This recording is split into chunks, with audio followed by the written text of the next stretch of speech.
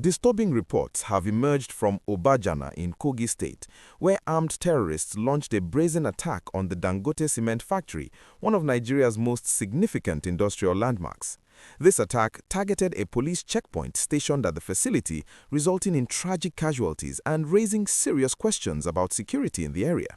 According to verified reports, the assailants engaged security operatives in a fierce gun battle that lasted several minutes, creating panic among workers and residents in the vicinity. During this deadly encounter, a member of the Civilian Joint Task Force, who was working alongside regular security operatives to defend the facility, lost his life in the line of duty. This brave individual paid the ultimate price while attempting to protect one of Nigeria's most important economic assets, and his sacrifice has left many Nigerians concerned about the safety of critical infrastructure across the country. The Dangote cement factory in Obajana is not just any industrial site. It is one of Africa's largest cement production plants and a major contributor to Nigeria's economy.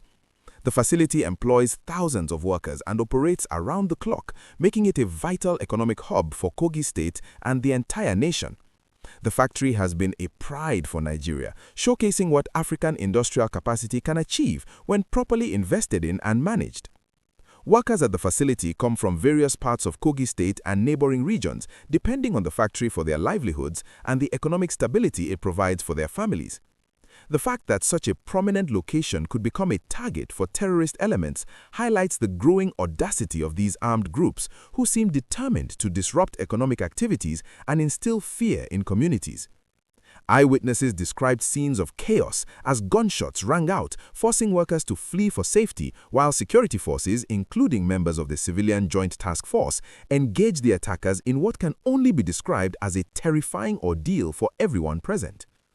The Nigerian army quickly responded to the situation, and reports indicate that soldiers engaged the terrorists in a shootout that eventually forced them to retreat, though not before they had caused significant damage, and claimed the life of a security volunteer who was simply trying to protect his community and workplace.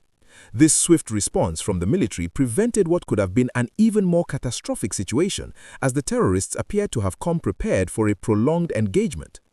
Military sources suggest that the attackers were well armed and showed tactical awareness, raising concerns about their level of organization and planning. This was not a random act of violence, but a calculated assault on a strategic economic target, which makes it even more alarming for security analysts and government officials trying to understand the evolving nature of the terrorist threat in Nigeria. This incident is particularly troubling because it represents a pattern of attacks on industrial facilities and strategic locations across Nigeria. Over the past few years, terrorists and armed bandits have expanded their operations beyond rural communities, now targeting factories, mining sites, and major roads with frightening regularity. The attack on Dangote cement factory demonstrates that no location, regardless of its economic importance or security presence, is immune to these threats. We have seen similar patterns in other parts of the country where mining operations have been attacked, railway construction sites have been targeted, and even agricultural ventures have been disrupted by armed groups seeking to create chaos and extract resources through intimidation and violence. Kogi State, which sits at the crossroads of several major Nigerian cities, has increasingly become a hotspot for criminal activities, with kidnappings, armed robberies, and now direct attacks on industrial sites becoming more frequent. The strategic location of Kogi State makes it a critical junction for trade and commerce in Nigeria, which also, unfortunately, makes it an attractive target for criminal elements looking to maximize the impact of their attacks. What makes this situation even more concerning is the potential impact on Nigeria's economy and the message it sends to both local and international stakeholders.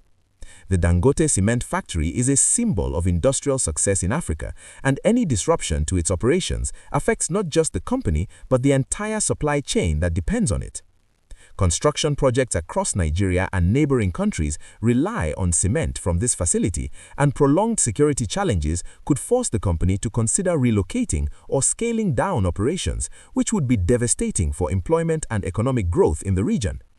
The Dangote Group has invested billions of naira in the Obajana facility, making it one of the single largest industrial investments in Nigeria, and the company employs both directly and indirectly tens of thousands of Nigerians.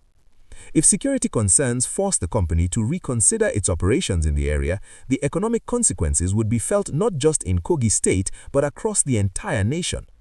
Furthermore, international investors watching Nigeria closely may become hesitant to commit resources to a country where even the most secure facilities can be attacked with such impunity.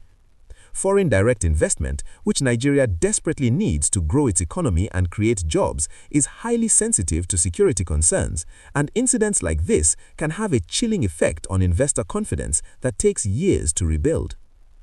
If you are finding this information valuable and want to stay updated on important news like this, please take a moment to like this video and subscribe to the channel so you never miss critical updates about what is happening in Nigeria and across Africa.